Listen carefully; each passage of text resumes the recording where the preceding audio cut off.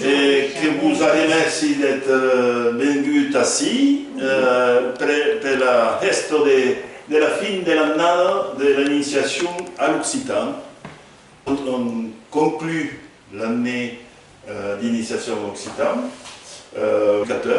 dans le cadre de cette initiation Occitan, qui a été montée en fait grâce à un petit financement de la pastorale. La pastorale, grâce à Nadao, voilà, chaque année, nous faisons des petits concerts dans les églises autour de la première semaine, deuxième semaine de décembre. Je pense que cette année, nous renouvellerons vraisemblablement la pastorale. Enfin, tout ça, c'est surtout basé sur notre ami Michel Mafram Nadao.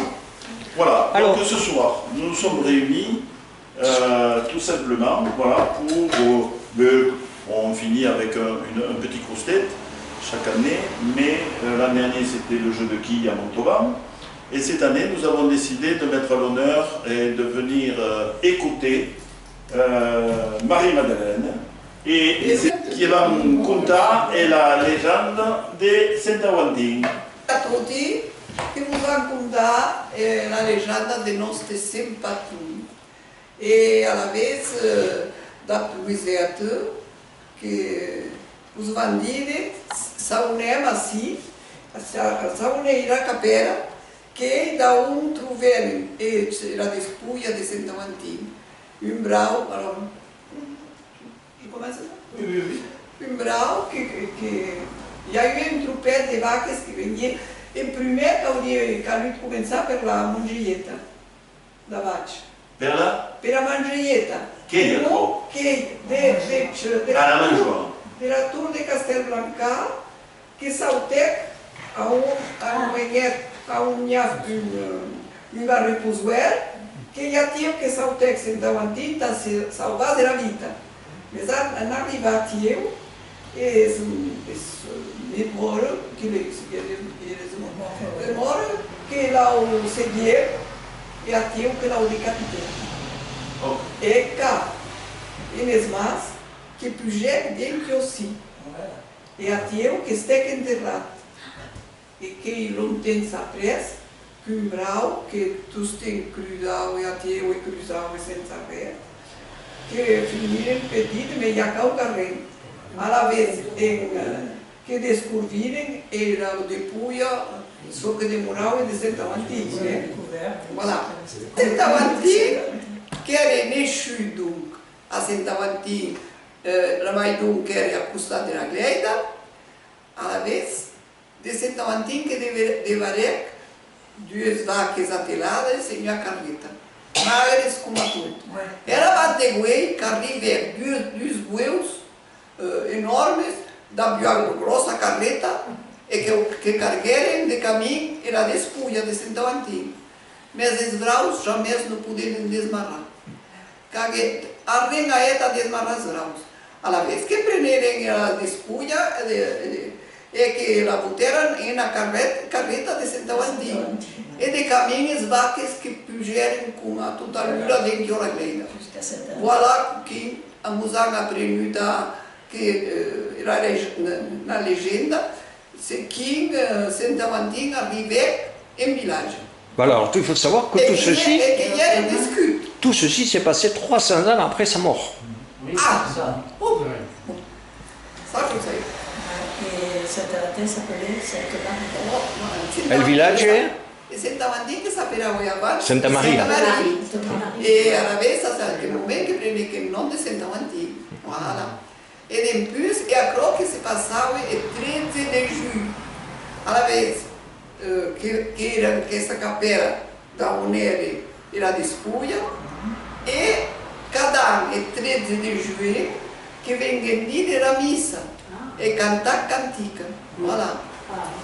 Voilà. É o Mário de Saint-Aventin. Voilà. E quand on a eu dans le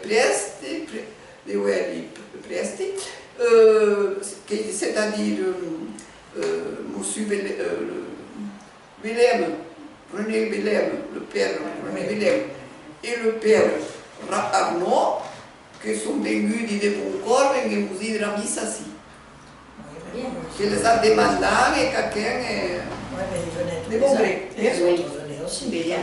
oui, oui, des bannières soustées. Ah oui, même, ah oui, bien sûr. Alors, Julien Sans-Sucre, du temps de Julien Sans-Sucre, qu'il a mis ça. Il y a eu le monde, non podia qu'à avec il y a eu le monde de ora et tout. Ah oui. Mais à qui a mis ça, qu'il est de vista de tous ces tu, t'as vu?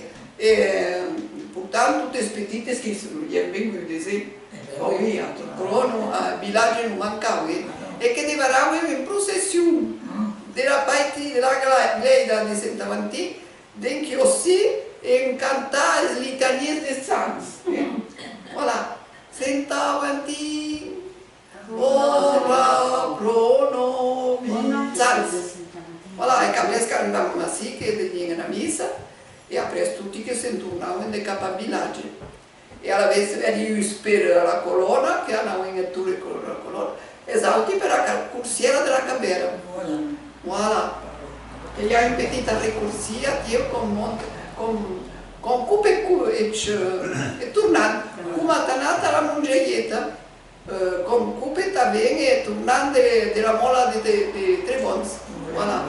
E che arrivava in una mongeietta che arrivava in Pont, Daou et les mestres ça rejoignit la Vategoué et la vallée de la Rousse. Ouais. Alors, il faut préciser que là, en fait, cette histoire-là, c'est une légende, bien évidemment. Mais il faut se souvenir que nous remontons à Charlemagne, là, quand même. Hein.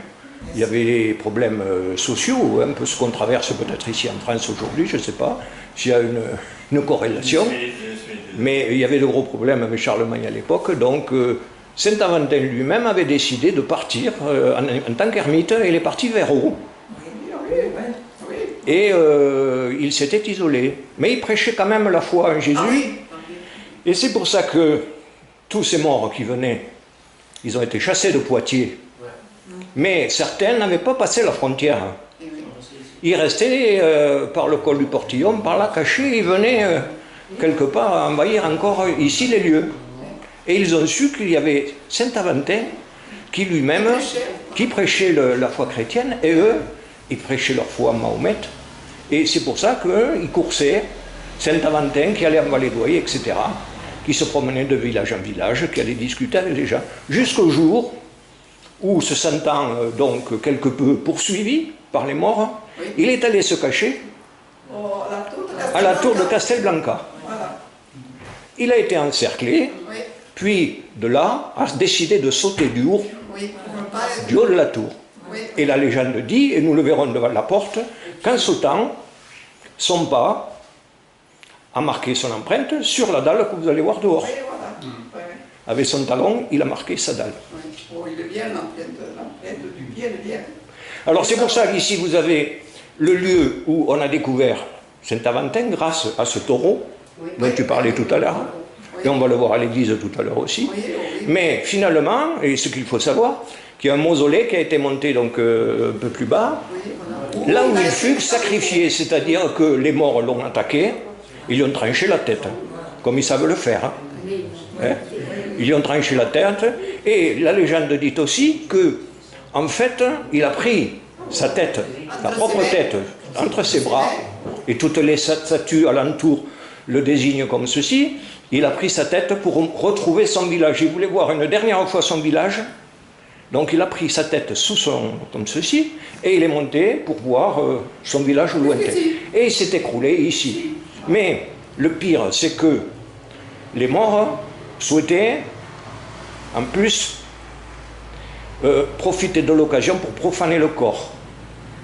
Donc les croyants du village ont vite fait, dans la nuit même, d'enterrer son corps. Et c'est le lieu où 300 ans après, on a retrouvé donc le corps de Saint-Aventin. Et toute cette histoire, en fait, est résumée dans l'église, à l'entour, à l'intérieur, à l'extérieur aussi, par des bas-reliefs, enfin pas mal de choses. Et l'histoire est racontée à travers toutes ces pierres qu'on va découvrir tout à l'heure. C'est toujours la même chose qu'on a appris tout jeune avec Louisette, on a toujours entendu cette légende comme ça. Alors lui-même, Saint-Aventin, très croyant, avait monté sa petite chapelle là-haut. C'est là que finalement ce fameux char avec les bœufs amène le corps, parce qu'il y avait une dispute entre la vallée d'Ouai et la vallée du Larbouste. Oui. Chacun voulait récupérer en fait le Saint-Homme. Voilà. Et il se trouve que c'est Saint-Aventin qui a gagné la partie, parce que Saint-Aventin, le char avec les bœufs, a accompagné le corps devant la maison où habitaient 300 ans avant, donc Saint-Aventin. À partir de ce moment-là, Sainte-Marie, puisque c'était le nom du village en fait, a été transformé en Saint-Aventin. Il a été honoré en Espagne partout, puisque on sait qu'à travers la fête de Saint-Aventin, jusqu'en Espagne, on venait apporter des gros cierges. Il y avait des processions, et les Espagnols, parce qu'il y a un village qui s'appelle Saint-Aventin en Espagne. Et donc, on apportait donc ces cierges à la mémoire, en hommage à Saint-Aventin. Che vengono demandare il pellegrinaggio e la protezione di Saint-Aventin. Voilà. Voilà. Et c'est pour ça que tout le monde voulait habiter Saint-Aventin avant. Parce qu'on était sous la protection du Saint. Oui, oui, oui. Alors, on pourrait peut-être aller voir le petit mausolée. alors en ce qui concerne le mausolée, est-ce que vous voulez aller voir là où il fut décapité ou pas? Parce qu'il faut marcher. Non, il y a pas grand chose. Non, en passant par la Passéjade. Oui, en bas là. Oui. Après le mur là. Oui, juste au-dessous, on peut marcher quelques 200 mètres pour voir juste, si vous voulez, le lieu où il fut décapité.